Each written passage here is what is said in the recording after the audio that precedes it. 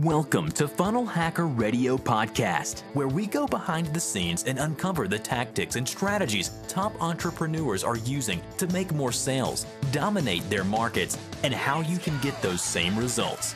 Here's your host, Dave Woodward.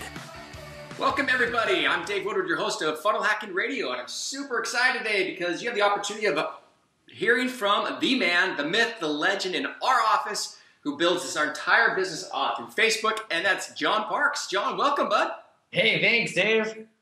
Super excited to have you on. This is one of the things we've had a lot of people asking about, and that is, how do I actually do this? How do I actually build stuff on Facebook? How do I actually drive traffic? And I thought, you know what, there's no better person than the John to actually get on and tell us how to do it. So, John, let's just kind of dive right into this. Let's figure this thing out and help us figure it out.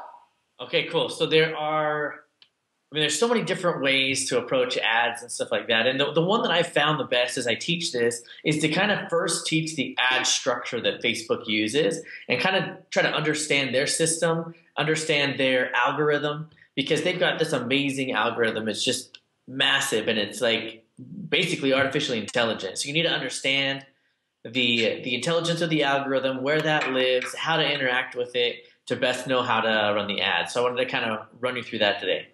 Let's do it. Dive right in. So teach us. Figure this thing out.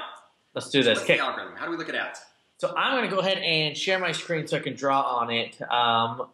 Cool. So let's see. Can you see this as a canvas of sorts? It's great. Okay, cool. I'll hide you down here in the corner. Okay, cool. So Facebook has three levels, okay? So there's the campaigns, there's the ad sets, and there's the ads. And they stack in that way. The campaigns are the big ones, the ad sets are inside of them, and the ads are inside of them. And this is all really important to understand. So what I'm going to do here is I'm going to draw a big campaign just as a box, okay? So this is the campaign. C for campaign. So this is where when we have an offer and we have our, we know what our objective is in the offer, and when we're making this attempt to drive people to the offer, we call it a campaign. Okay, so that means, like, give you an example. So we have a book we're trying to sell, and we know that the objective is to get that book sold, and we're going to try it by doing static image ads, so just a traditional ad with an image, and we're going to do it with an angle of offering the book, let's say free plus shipping, right? And that's going to be kind of the language. So I would call that a campaign. Okay, so you've got that campaign going. And you built it out. Inside of that campaign, you are going to have an ad set. So I'm going to change my color to just whatever comes up. And these are going to be ad sets. Okay, inside of each campaign, you can have multiple ad sets. So I'm going to draw two to kind of give us. What's an ad set for people who are listening? What does that mean? So an ad set is... So let's see. So on the campaign level, I'll just reiterate this so the ad set makes sense. So at the campaign level, you're looking at objectives. So you're telling Facebook what my objective is. My objective is to get more sales. Well, they would call that website conversions, right? At an ad set level, you're telling Facebook who you want to show the ad to and where you want that shown. Okay, as well as it's the place where you control your budget. But the main piece here is going to be who to show it to and where you want it shown. So some examples. You're going to sell your book, and it's a health and wellness book, and it's going to help people lose weight. And so you want to show that ad to a variety of people who have liked fan pages in that same industry. So Jillian Michaels fan pages, other people who are weight loss coaches, their fan pages, maybe some celebrities who kind of focus on this, maybe maybe Tim Horton, who does, a lot of workout videos, maybe Beachbody, some brands that are weight loss, right? So say that's the audience you want to go for. So that's one ad set. And maybe another ad set is another audience you want to focus on. So maybe this one is you want to target more just the demographic. So you're going for women between the ages of 35 and 55 who have had at least one child. So like you're really kind of trying to develop a demographic of people who would be interested who would be likely interested in your ad. And one of the pitfalls with ad sets and targeting, Dave, is you're trying to have the right mindset. So some people think when I coach people through Facebook advertising, I say, well, is this a targeted ad set? And they say, well, yeah, there's somebody in that ad set that might be interested in my ad. You know what I mean? And you're running your ad, so 10,000 people who aren't interested for every one that is interested. So the goal is to get as targeted as possible. So the thing to ask yourself is not if they may be interested, but almost reverse, who in this target audience would not be interested in my ad, right? And then figure out how to cut them out of the ad set. Okay, so there's ways to exclude. So when you're building out your ad, you can exclude audiences, and you can trim things down and really just massage that interest block until you've gotten to where you're pretty sure that everybody who was not interested is not seeing your ad, because there's no reason to spend $1 on ads. Every single penny you spend on ads needs to be putting an impression in front of somebody who's highly likely to be interested. So how many people should I have in an ad set? So it's a good question. So it scales with the interest that you have available, as well as so different industries are going to be different sizes. What you're trying to do is going to be different sizes, but a lot of it has to do with how many people in relation to your ad spending, right? Because if you have a small audience, so small would be like 10,000, 20,000 people in your potential reach of your ad set, you're not going to be able to spend very much. I mean, you're talking $100 a day would kind of cap out those audiences, right? But if you're able to find a targeted audience, a targeted ad set audience that's in maybe $500,000 to $1 million, that's where you can spend about $1,000 a day and still not tap out that audience. So the number to watch on that is a number called frequency. So Facebook, and this is getting kind of technical, but Facebook will give you a variety of statistics as you run your ads. One of them to watch is frequency. Watch your frequency over a week's time period, over 7 days. And if you see it being oversaturated, so I would say anything above a 2. So frequency is how many times the ad is being shown to the same person on average, right? Once you start approaching a 2, even approaching it, so a 1.7, 1.8, 1.9, or 2 within a 7-day period, then you're kind of at the saturation point for that ad set when it comes to budget and ad set. So does that make sense? Yep, that makes complete sense. I'm just taking notes. Cool. Yeah. So that's something to watch. So if you're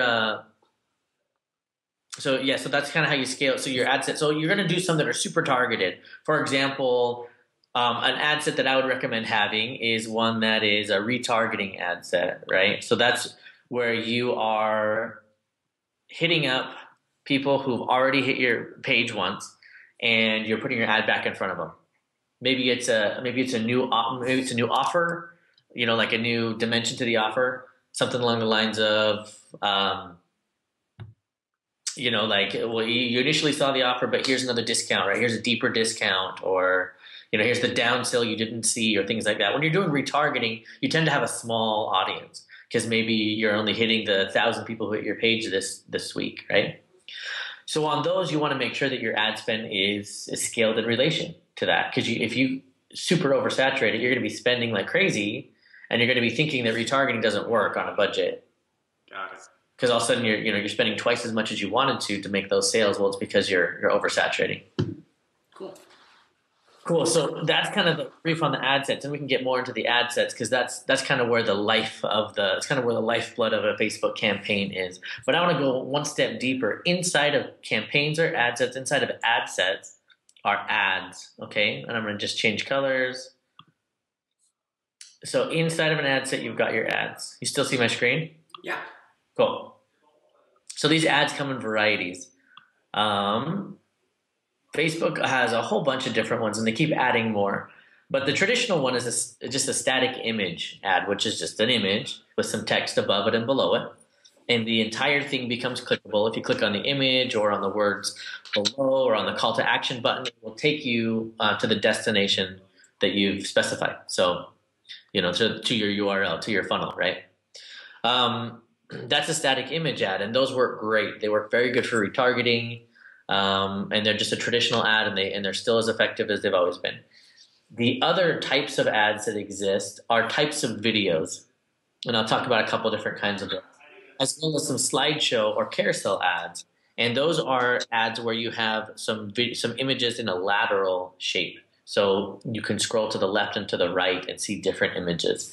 E-commerce uses those image types a lot. So say, for example, you hit their page and you were looking at women's shoes and they noticed that. Well, you might then soon start to notice ads from them in your newsfeed that scroll laterally with 5 or 6 of their most popular women's shoe styled, and it just throws it back up at you, so they can be always in your face and showing you, hey, you didn't buy yet. Here's some of the cool styles on the market right now if you want to come back and buy it, right?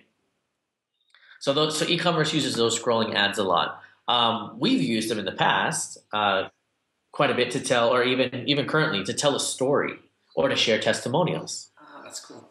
So here you've got 5 or 6 slides that scroll to the right or to the left. On a mobile, it would be by swiping with your finger, and they kind of, if this is your newsfeed, they kind of go laterally like this.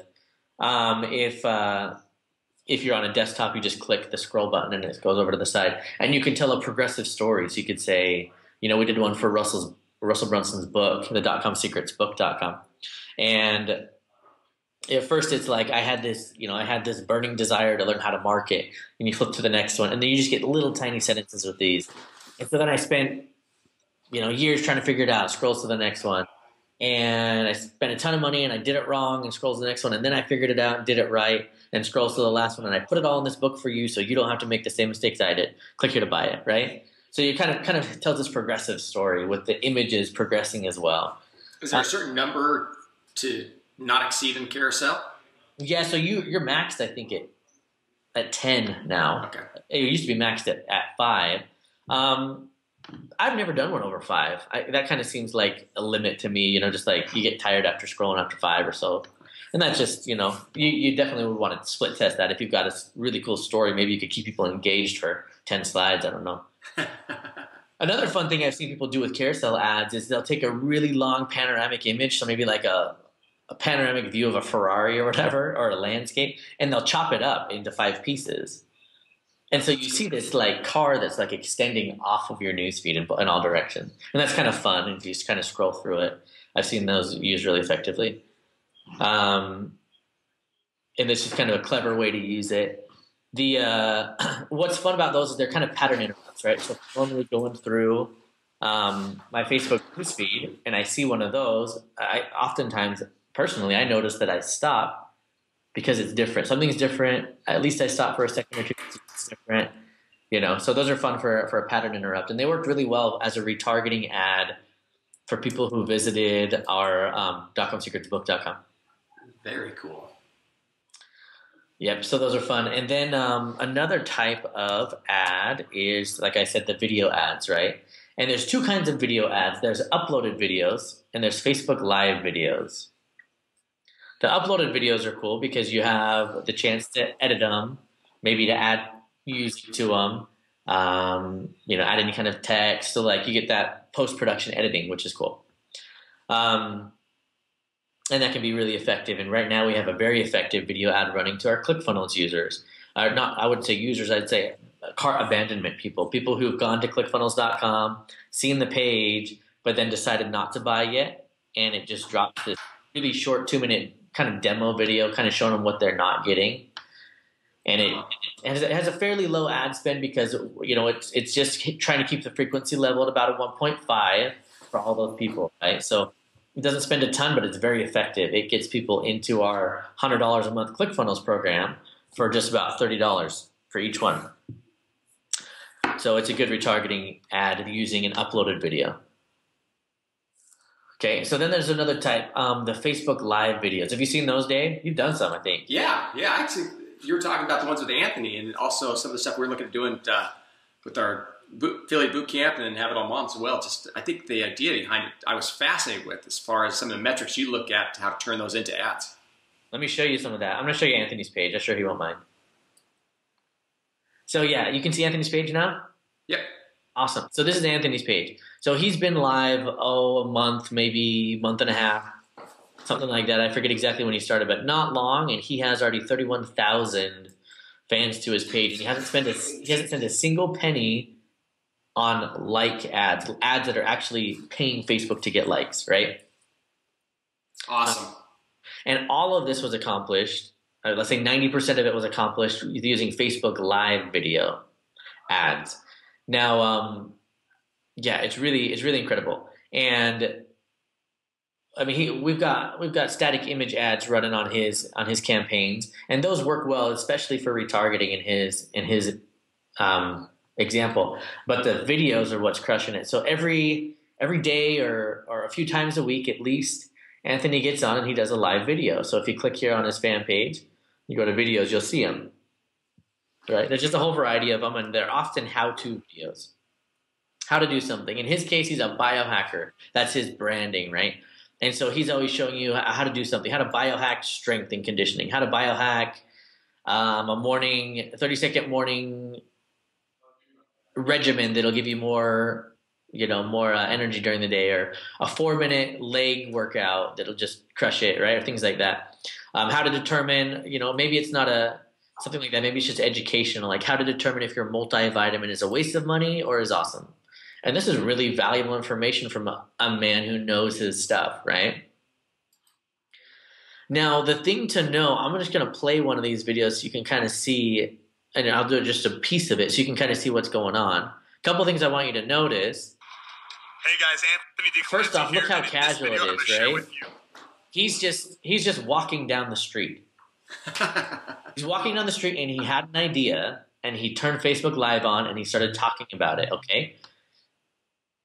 It's 5 minutes long. All of his videos tend to be about 5 minutes, and that's a sweet spot that we've got him doing about a 5-minute long Facebook Live video. It's consumable. It's not scary in size, but it's enough time to allow him and his industry to share some good content. Okay? And the other thing you'll notice is that all these videos are captioned. So after he records them, obviously you have to do it after the fact, because when you're recording a live video, there's no magic captioning showing up. But after the fact, you can go in and you can drop some captions on the video. And this helps because all videos in Facebook begin playing silently. And quite a few people, including myself, watch videos silently on Facebook. Yeah.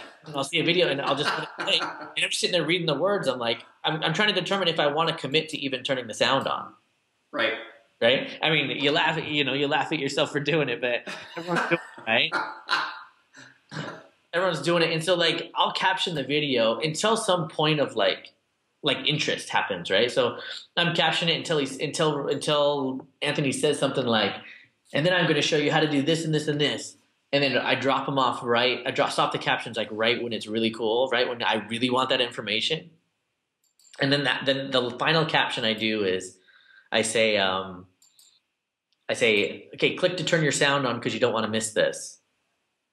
And then I let that caption just hover there for like a full minute.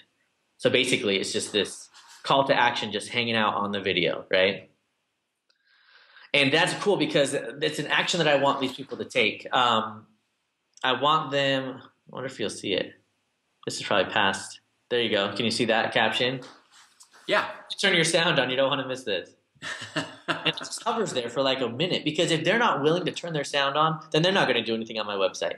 They have to be interested to watch this video. So this is the first commitment I want them to make, is to turn their sound on, to actually come over here, scroll the sound up, and listen to the video. Because then they're going to listen to Anthony's content because they've already committed to, and he's going to tell them something really cool. In this case, it's 1 cup of this gelatinous cocktail for daily digestion and arthritis and cellulite improvement, right? And he talks about this broth that he drinks. And then at the end of his, when he's got about 30 or 45 seconds left in his video, after he shared some great content, he usually holds up his book. And this one, he didn't have a book on him even, but it's still an effective ad.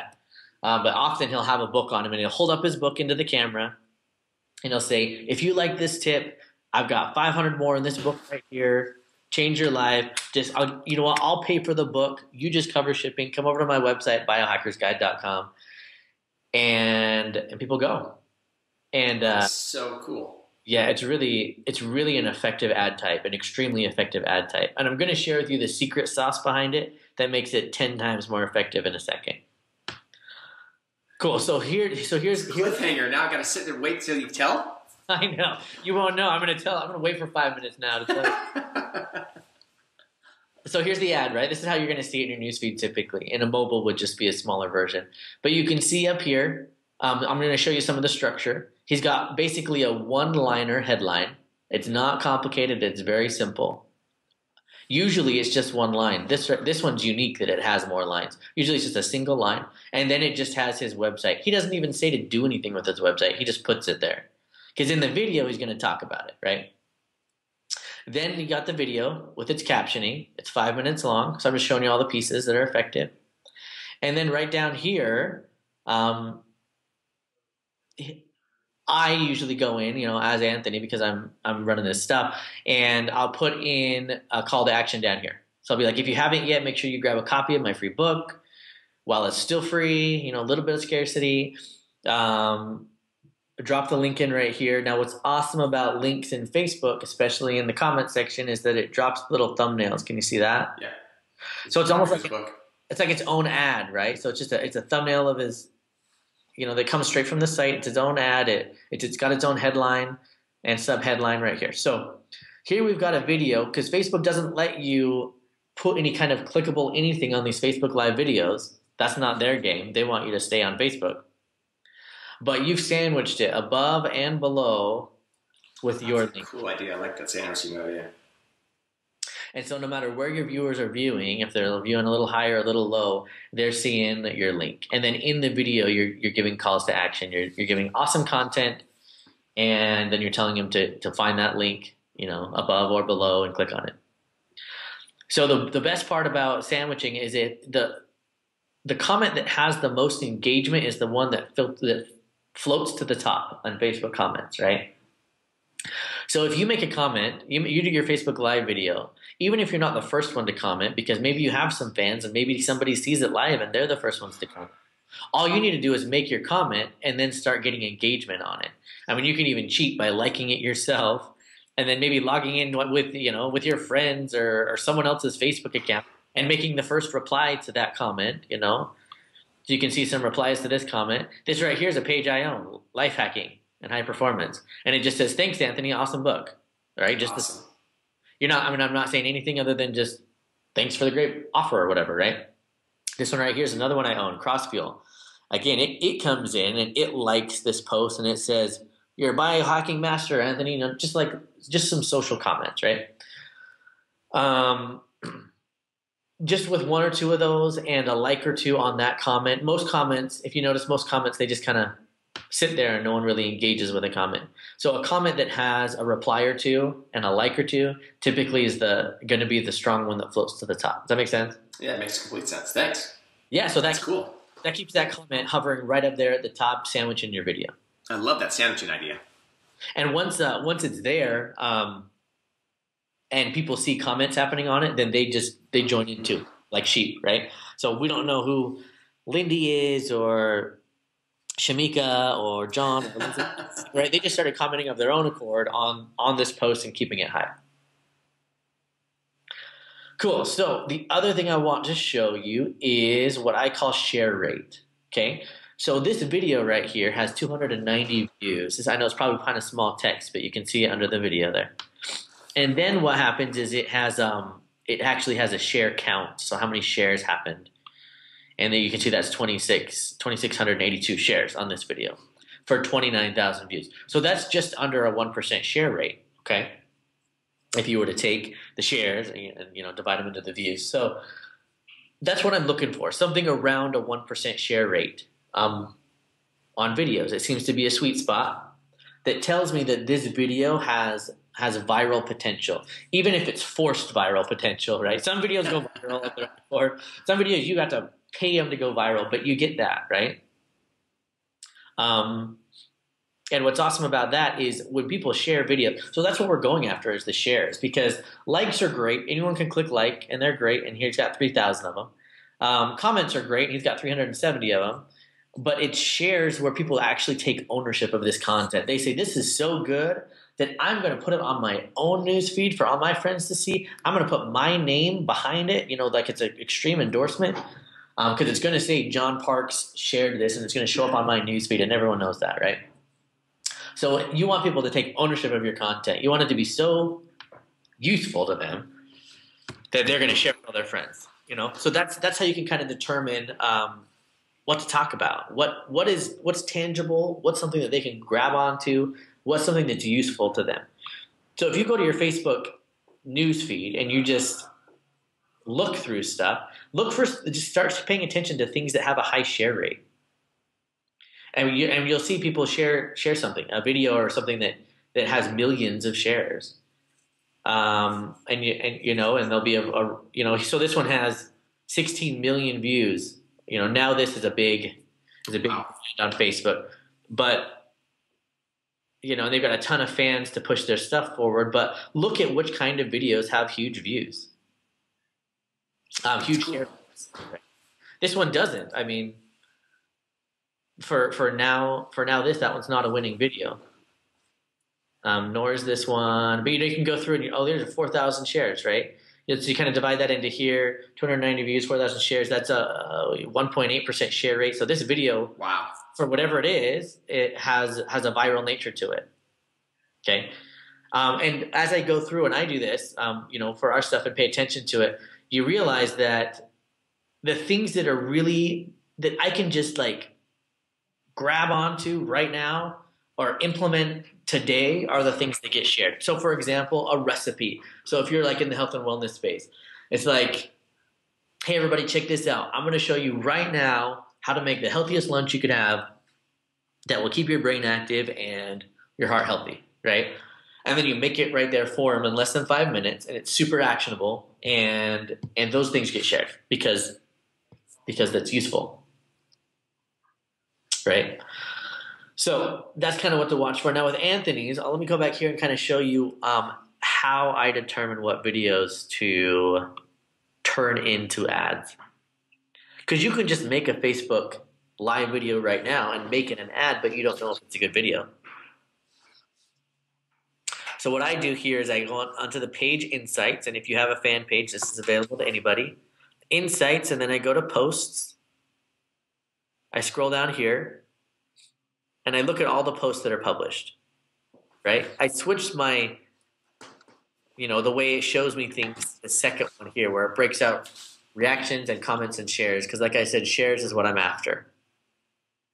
So I break that out, and then I can just kind of scroll through all the different posts that have been made on this page, and I can kind of look, kind of compare the reach versus the share rate and kind of get an idea. Obviously, there's not a view here, and that's what I really want to see is views to shares. But reach to shares is going to be on the same scale, right? If it has more shares, and less views, then it's like, oh wow, that's a good rate. So for example, this video versus this video. So this one has 6,000 reach and it only has 14 shares. This one has 10,000 reach, so less than half. I mean, it's less than double, right? It's probably 80% more or whatever. But it's got like, what's that? 4 times the amount of shares. So we've got 14 shares versus 61 shares. So this one right here is significantly more viral than this one. Does that make sense? Yeah, that makes complete sense.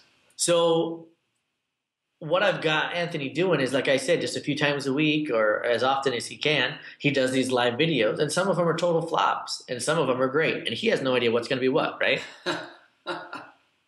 It wasn't one on vegetables the other day or some crazy thing that went crazy. Yeah, I'll tell you, some of the most effective ones have been the most simple, most implementable. So one of them was how to biohack your vegetables so they taste good.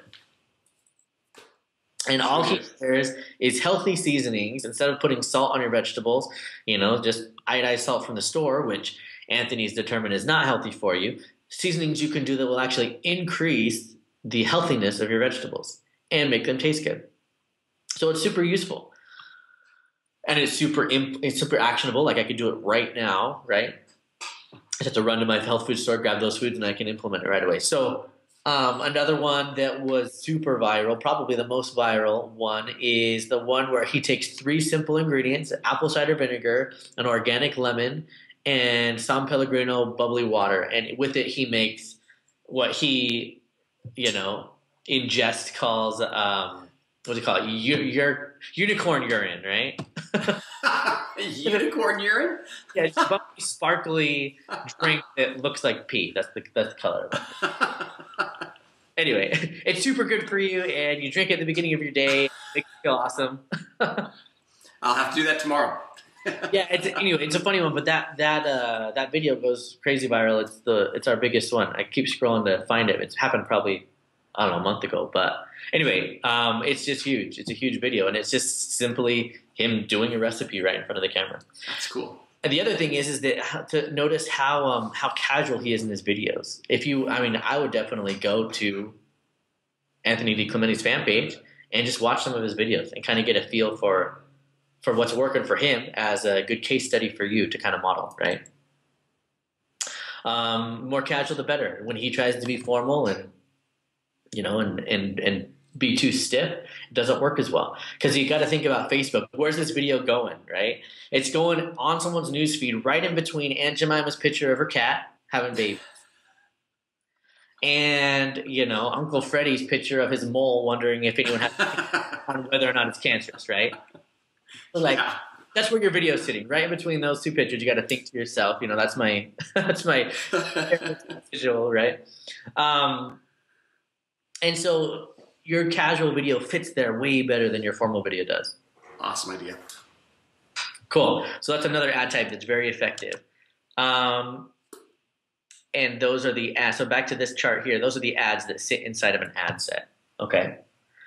So now, any questions on creatives? No, that's awesome. Cool. I love that, especially the video side. I know you've been talking about that. It's just cool to see how you actually figure out which ones to do. Yeah. Yeah, that's definitely a fun thing to do. And, like I say, because of the casual nature of it, I would encourage, everyone who's listening to not be scared of doing Facebook Live videos. Some people think that they're not going to be good on camera or that, gosh, video is so scary. Because it's supposed to be casual, it kind of gives you an out, right? It gives you an excuse. You're supposed to be dumb on a Facebook Live video. That's not working. So anyway, that's kind of about different ideas on creatives, with carousel ads and image ads and video ads and stuff like that. Let's back up a little bit to the ad set. I want to talk about the ad set while we've got some time. Okay. Ad set is where the brain of the Facebook algorithm lives. That's its home, right? Is the ad set level. And you have to know this for a few reasons. Excuse me. One is that think of it like a little fluffy bunny that lives in this lovely environment, like this forested environment, and you take it and you put it in the Sahara Desert. It's not going to live very long. It's just not. Okay. So that analogy I use to show to teach the concept of once you have an ad set, you can't change it. You can't change it very much without breaking it. It kills it. Oh, that's cool. Yeah, and so let me give you some examples. So you got to think of it as, and this is kind of on the creepy iRobot level, but you think of an ad set as a living being, right? A fluffy bunny that's alive, and as soon as you create it, you give birth to it, and it's going to live in the environment in which it's birthed, and that's where it's going to be native. Okay, what do I mean by environment? I mean by the budget level you set. So $500 a day or $10 a day, whatever that budget level is, that's a reality to that ad set. The people that you're targeting with the ad set, that's part of its environment, that's part of its reality, and the ads inside of it, that's its environment and its reality. So if you change any of that by more than 10% in a day, it's too much. You're going to shock it and you're going to kill it. You're taking that house plant and you're putting it out in the middle of winter, or you're taking the fluffy bunny and putting it in the Sahara Desert. So it's not gonna work. So your ad set changes. If you make a change to your ad set, they have to be subtle and they have to be, 10% a day is the change rate. So if you want to scale, if you've got an ad set that's just doing awesome, you want to scale the budget up, you do it at 10% a day. Oh, that's cool. So now you might think, well, gosh, I started it too low. I started it at $10, but I wanted to get to, $100 a day ad spend. $10 a day is going to take forever, right? Well, is it really? Because what you're doing at 10% a day, you're using compound interest, right? Remember that whole story, Dave, where I don't know if you've heard it, but I feel like everybody has, where a guy gives one son $1 million and gives the other son a penny today and doubles it right. Doubles it the next day. Well, within 30 days, the son who started with a penny has way more than the son who got $1 million to start with, right? Same concept here. You increment at 10% a day, and by the end of the month, you'll have way more ad spend than you're even wanting. Oh, cool. So it doesn't take as long as you think, just because of the nature of the compounding of that interest. Yeah, it's not you're doing interest. percentages on top of percentages, so that's awesome. Yeah, that's what I mean. So, so that's the ad set. So the living ad set, you got to not disturb it too much. A lot of times, I get coaching calls where people say, "I had this great thing going, and then it just stopped working." And my first question is, "Well, what did you change? What did you change to kill your ad set? Because it's alive, and you got to treat it like it is." So you killed the bunny.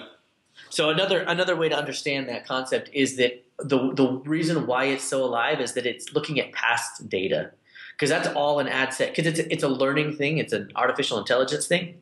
So it's always walking backwards. It's looking at past data because that's the only data it has to go off of. And so if you change what's in front of it, it's walking backwards and it's not going to know. It's going to hit a brick wall. But if you change the incline on somebody who's walking backwards, they can figure out a 10% incline change. They can stumble through that and then figure out that new terrain pretty quick. But you can't just all of a sudden put a mountain behind them. Awesome. Cool.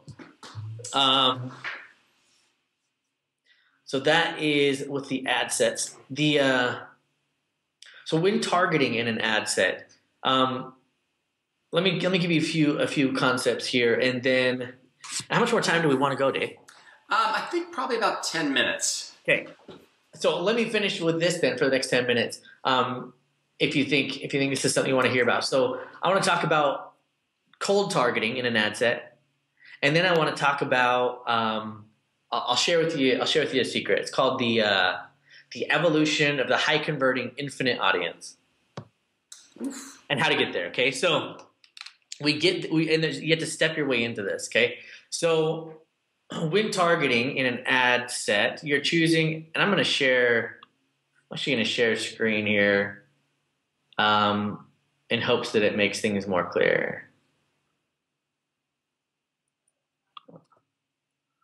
I'll just hop into one of our ads accounts. Let's start creating an ad. Okay, so when you're creating an ad, like I said, the campaign level is an objective. So let's say on this one, we want to send people to our website. Now, when you're in the ad set, you're choosing your audience. Right, and you've got all kinds of demographics you can choose from and filters you can choose from. So you can choose, what country they're in, United States and Canada. Let's do that. This offer is good for United States and Canada, maybe Australia, UK, whatever countries you like to market in. You can set the age range. And say this one's more of a high ticket thing, so I want to make sure they've got enough money, so I'm bringing it up to 25 years old. But it's technology based, so I'm bringing down the top to, let's say.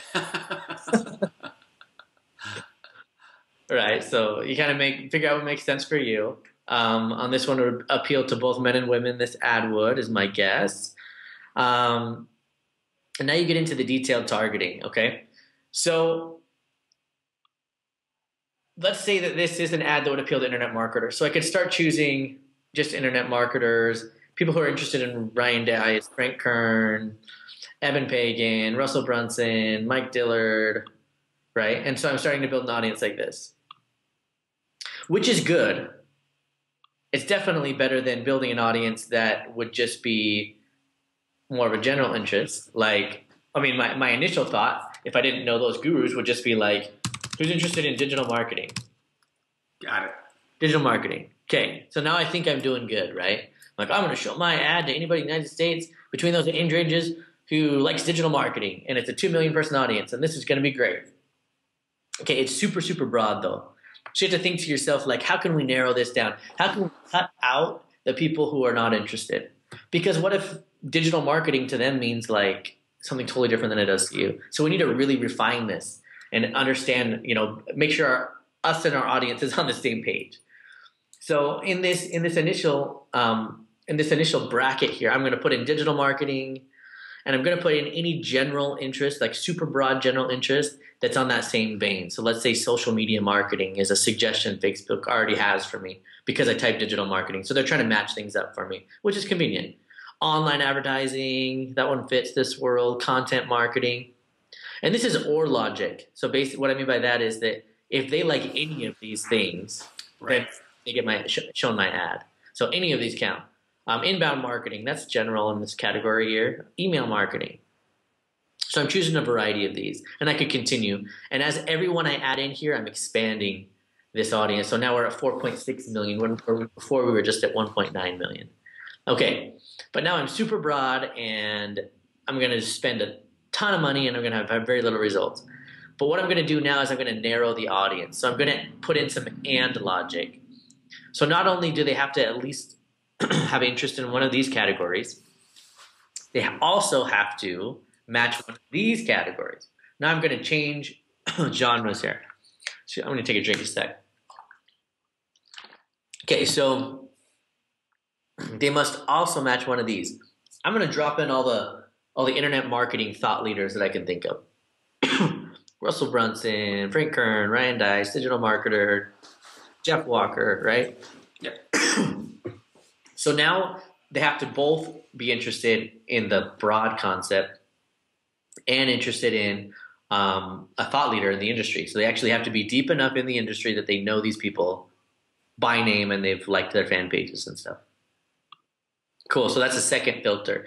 I definitely would recommend even going up to a third level, right? So then I got to think to myself, how more can I trim this down?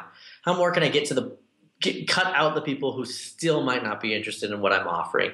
So what am I going to offer? Let's say I'm offering ClickFunnels. I'm going to run ClickFunnels ads as a ClickFunnels affiliate. So I know ClickFunnels is a software, a marketing software. So who in this group, how can I match them up against other marketing software? So I'm going to come in here and do my research and understand marketing software and have that be my third filter. So Kissmetrics is an analytics software that marketers use.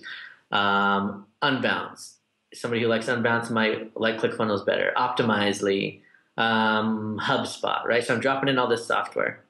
And you'll notice at first, since I have a triple layer filter, my estimated reach is really low. But I'm just going to keep stuffing in software here, keeping in my genre, Infusionsoft, making sure that this block is just software. Aweber, GetResponse, MailChimp, Constant Contact, Crazy Egg, right? Just any kind of marketing software that seems to fit this genre. So now what I have a triple layer interest filtering where they have to like general internet marketing. They have to actually like the thought leaders, and they have to actually also be interested in marketing software. So now my ad is very much only being shown to people who would be interested in buying some more marketing software. Does that make sense? Totally. Cool. So this is a good way to begin interest targeting, and that's what you have to do when you start marketing. You've got no other choice. That's super cool. You have no list. You have no retargeting. No one's hit your pages yet, and so this is your only choice. And this can be really good if you target it well, but it's almost always going to be your most expensive traffic because it's your coldest, right? Yeah. Not that you can't get winning ads this way all the time. But what's the next level? How do you evolve into that high converting infinite audience? Evergreen audience. So it comes with two pieces. One is retargeting, because everybody that hits your page is you want to keep putting ads in front of them, right? So what you do is so say for example in ClickFunnels you've got an opt-in point in your funnel, probably at the beginning of your funnel. Everybody who opts into your page is now joining a list inside of ClickFunnels that you can export and you can import into Facebook as a custom audience. And you can say, hey, Facebook, everybody that I've imported into here, let's run ads to them. But let's exclude any of my buyers. And so you export your buyer list, put it into Facebook, and you exclude your buyers from your ads, and you include everybody who opted in but didn't buy, right? Oh, that's awesome. Yeah, so that way you're always making sure that your buyers are filtered out, and those who are taking action on your site are seeing the ads. You can do that with pixels, and if you want to learn about Facebook pixels, you just come up here to the ads manager and you click on pixels, and they've got some how-tos and tutorials for you. It's fairly simple. You're just basically putting a block of code on your page. And then that does what I'm saying automatically. The whole exporting and importing thing, it kind of does it on an automatic basis if you have your pixels on there. To tell you the truth, I also still do the exporting and importing on top of my pixels because I noticed that the audience size is different. There is some disparity between the pixel data that Facebook collects and the actual opt-in data that I get on our funnels. And so I use both of them, and I exclude both my buyer lists, my pixeled buyer list and my uploaded buyer list. I exclude them from my ads, and I include both of my opt-in lists, the people who've opted in actually and the people who the pixel set have opted in. And so that way I'm covering both bases, right? Now, this is where the money is, okay? When you get to this super, super sweet spot. So let me show you. I'll show you in Anthony's account. He's a good sport. Because he's got good data and super recent. So in here, let's look at audiences. So we're going to look at his custom audiences.